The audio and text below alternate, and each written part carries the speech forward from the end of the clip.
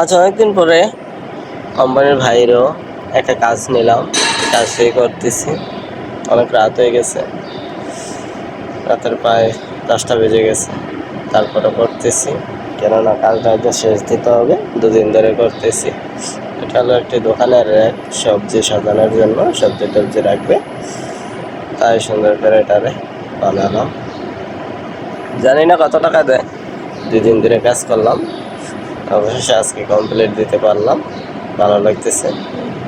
জানি না কত টাকা দেয়, টাকাটা দিলে বলতে পারবো, আরও ভালো লাগে কাজ করবে। তো আসলে কি, জীবনে চলার পথে অনেক পরিশ্রম করতে হবে, শ্রম ছাড়া কিছুই হবে না। কাজকে কখনো ছোট করা যাবে না, ছোট ভেবে কাজ বসে থাকা যাবে না। ছোটোর থেকে করতে করতে এক সময় বড় হওয়া যাবে ইনশাল্লাহ। দোয়া করবেন যাতে আমি একদিন সবার মতন সফল হতে পারি এই কর্ম দিয়ে।